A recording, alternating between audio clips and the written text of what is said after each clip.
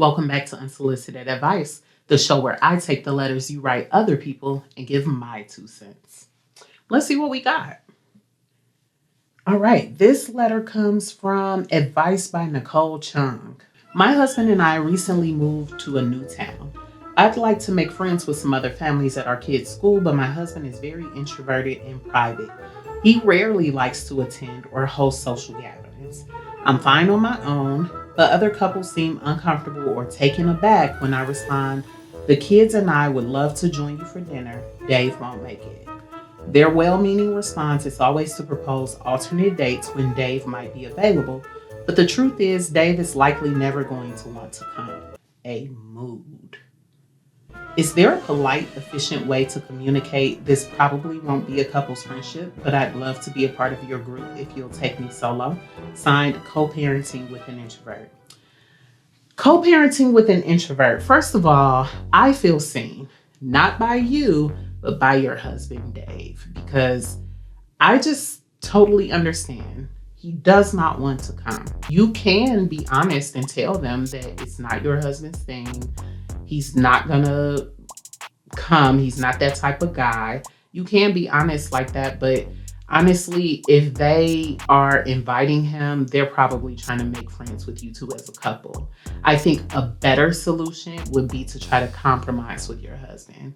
I get that he doesn't want to, but can he sometimes, every once in a while, just so that you're able to have the social interactions that you want to have as well?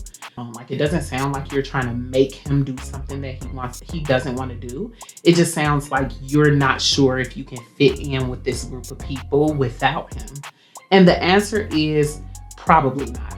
I might be a cynic, but I have had my experience with this type of group of people. Even if you do go by yourself, you might not feel comfortable as a part of that group. So maybe seek out a different group.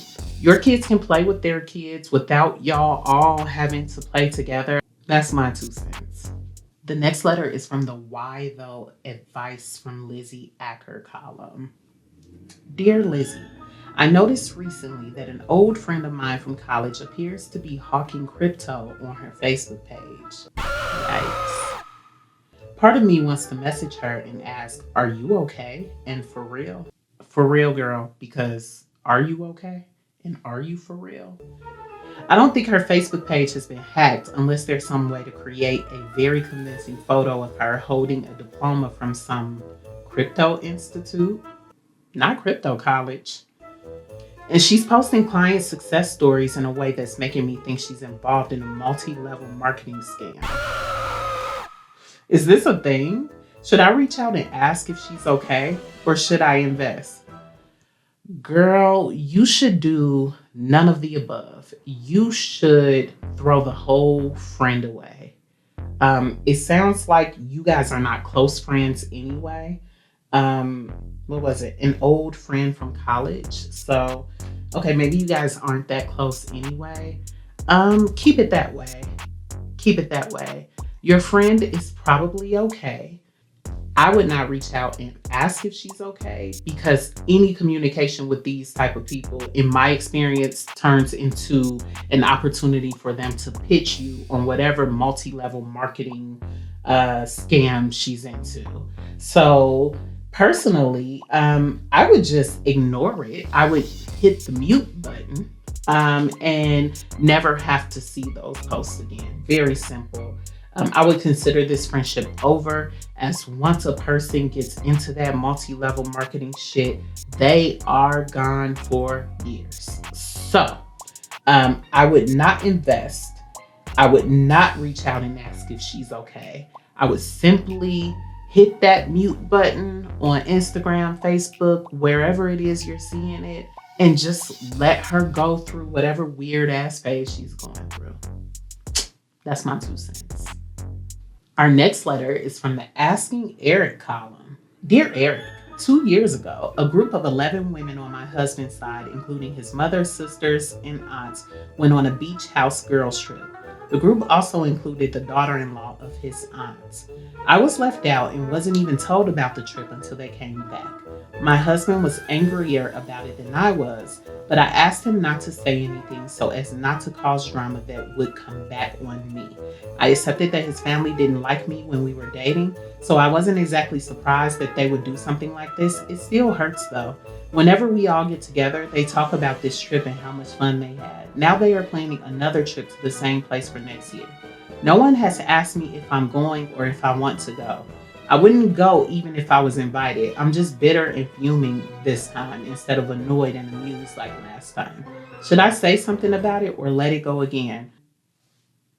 Say something about what, girl? A trip that you wouldn't even go on if you had been invited? Ugh, that's your ego kicking in. You don't even want to hang out with these people. They don't like you. They didn't like you when y'all were dating. So that's not new, right? It's not a new thing that they don't like you. You already know that. So it should be no surprise that they took a trip without you. Hey, listen, I think you should be grateful to this group of people. I mean, yes, in an ideal world, you marry into a family and they treat you like family. That is not always the case, right? So in this situation, this group of people have been pretty honest with you for the most part. Like, you know they don't like you. That is a blessing, right? Knowing where you stand with people is a blessing. Take it. At least they're not pretending to like you and pretending to think of you as family, and then you find out some other way that they actually don't think of you that way. Hey girl, at least you know. You are better off than a whole lot of people. So fuck the trip. You don't even want to go on the trip. Just let it go. Let them take their trip. And if it honestly, here's what I would do. Because I understand sometimes ego gets in the way, right?